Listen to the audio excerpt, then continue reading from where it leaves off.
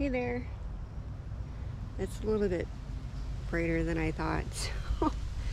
um, this is April 2022, reflecting on the last month and planning for the month ahead. So here's some, making sure nobody's gonna sneak up on me. I'm in a public garden. Here's some questions for reflection and self-coaching. So thinking about March 2022, what are you grateful for from the month of March? And I will answer these so you can know what's going on with me. A hawk just flew overhead. Well, I had a retreat and I stayed at Torreya and kind of explored the Apalachicola National Forest. I went to St. George. I got some state passport stamps for my passport book. I am thankful for coaching. That's going well. Clarity and vision of what I want and knowing what I don't want, which is important. And building like systems for getting things done and staying consistent with them. But I think I'm most grateful for my ability to calm my nervous system down, because a lot of things were just out of my control this month, and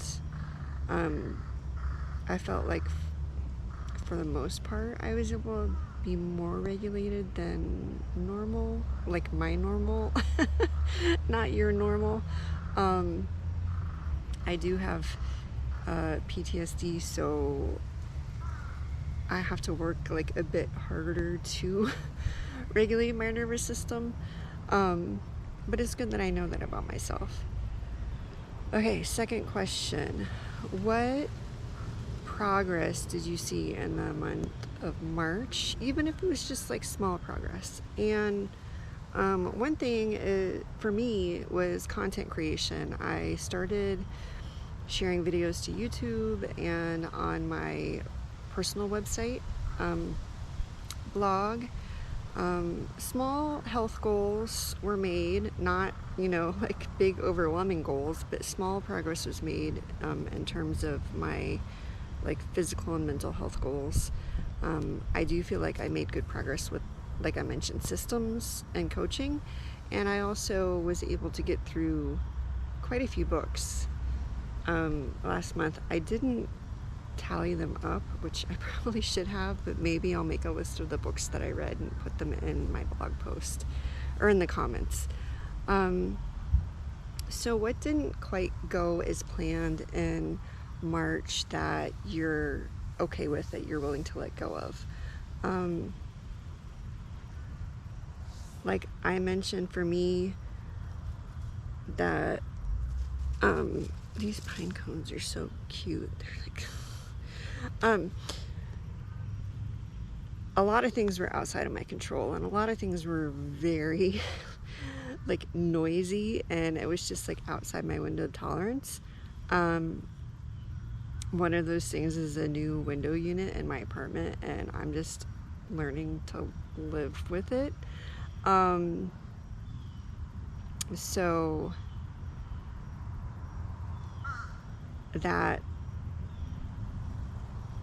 it is what it is. I think it was like my phrase that I kept telling myself last month. It is what it is. I'm accepting what it is and just finding ways to survive in the midst of it.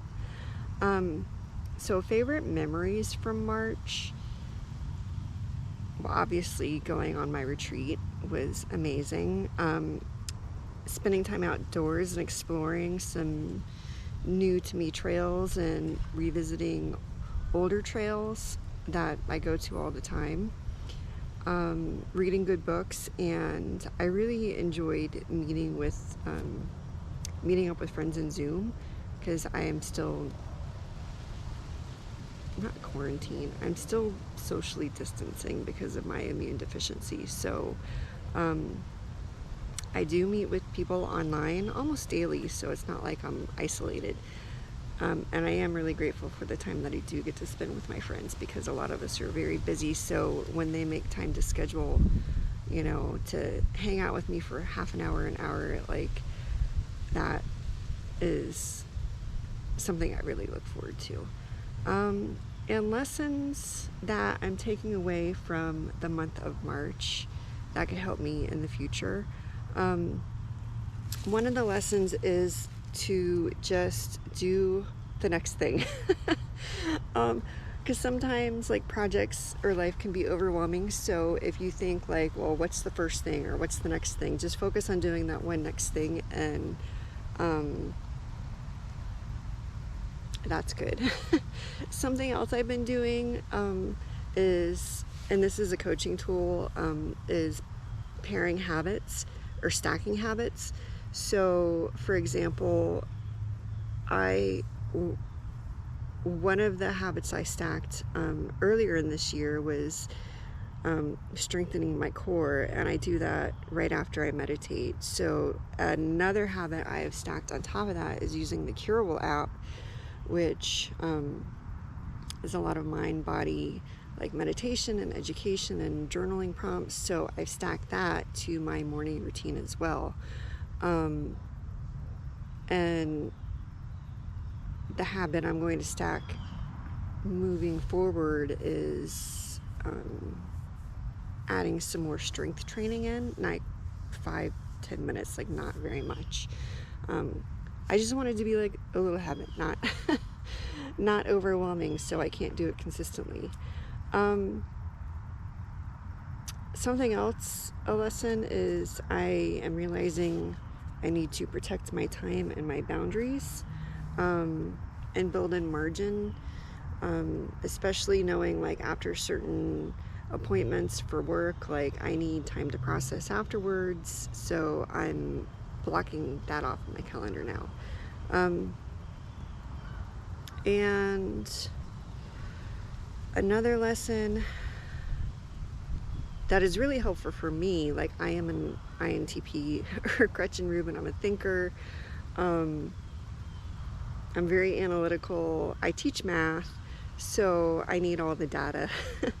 And something that's been helpful for me to make progress, or to even move forward, or to be motivated, is to think, well, what do I need to know to move forward with this?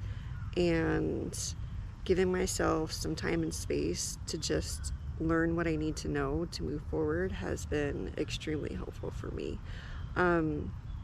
So what would be helpful for you? What do you need to move forward with something? And then the last lesson I am taking away from March is just sitting with my feelings, and, like, having feelings and identifying and naming those feelings. There's an airport, like, a few blocks that way. And if you're like me,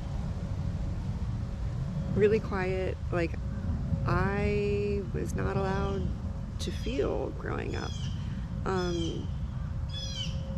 or even into adulthood I wasn't allowed to. So now I'm like, I need to learn how to feel anger and, you know, fear, and all the things that I had to suppress for the first 40 plus years of my life. I'm just now learning, like, it's okay, and I need to feel these things in order to be healthy, both physically and mentally. So expressive writing and journaling is helping a lot with that. Identifying where it lives in my body is helping a lot with that. And of course I have to make time for those things. So that's something I'm really exploring and making time for, and doing some, like, inner child work on, trying to feel the things that I couldn't name or express as when I was a kid or when I was younger. So those are the things that I have been learning about in March that I'm definitely going to take with me into the future. Now, switching gears into April of 2022, what are you going to say yes to, and what are you going to say no to in the month of April? So first for me, yes, is always self-care. And I added prioritizing myself, because I tend to drop everything and do things for other people, because that's how I was raised or groomed, I guess you could say. Always put other people first, and that has not served me well. So making sure like I have boundaries, and I'm setting myself up for success, and I'm building my capacity, and I'm getting stronger.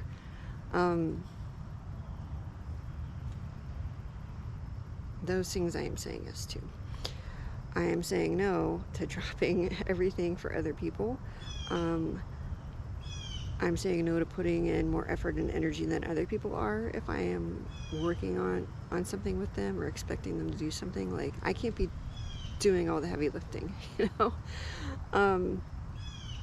And no to resistance to things I can't control. And I made a video on resistance and shared it a few days ago, so you can look for that if you want. It's something I've been exploring as well, because if there's resistance, it just doesn't feel good. Like, there's no point in fighting something that I have no control over. All right, so stress and anxiety. Thinking about April, what's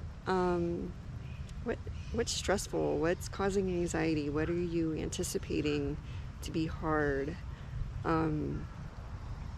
So do like a big brain dump, write everything out, feel the feelings, just to get it out of your mind. For me, and what I'm noticing about, gosh, there's mosquitoes. What I'm noticing about some of my answers to these questions is they're similar. So see if you notice that about your answers too. I am still doing a lot of really deep planning for the rest of the year. So I'm trying not to be overwhelmed or overbooked. Like making sure I protect my solitude time, my self-care time, because if I don't have it, I won't function and be able to help other people. Enforcing my boundaries and managing my expectations and prioritizing myself is really hard for me to do, because I was never allowed to. Like, I never had permission to do that before. So standing up for myself has been traditionally hard for me. And expressing what I need has been hard for me. So I think as I'm learning how to do these things as an adult, it does cause a little bit of anxiety, but it's also empowering. Some ducks just landed in the pond. Okay, so what are you excited about for April? I am going to hike some new to me trails. I am excited about creating content, and I'm excited about planning things for my business and research. Playfully experimenting, like each month I kind of add new things in and see what works well and what doesn't work well. I am excited about new fitness goals. Like I said, I'm trying to add in more body weight exercises. Solitude. Finding more time to myself, because like I know I personally need it. Reflecting and journaling, community building, and reading. I really enjoy reading and learning a lot. What are some of the to-do list for April? So I have a book chapter I need to write for a book on family conflict and during COVID times. I've already written, this is the third in the series, and I've already written chapters for the first 2 books. I want to get a conference proposal done, taxes, obviously. I have to look at what I need for my renewing my educator certification. I am a certified teacher. Content creation is ongoing, and I really want to get my retreat blog post done before the end of the month. And last question, is there a word or phrase or a mantra to pull you into the month of April? And for me, I went back to an answer I wrote down earlier. What do I need to know to move forward? I tend to get stuck in analysis paralysis, so if I have clarity and answers, then I can usually act on it. So what do I need to know to move forward? And that is it. So I will put these questions and prompts for self-coaching in the thread if you want to read them and answer it yourself. And I hope this was helpful in reflecting on March and planning ahead for April. Take care.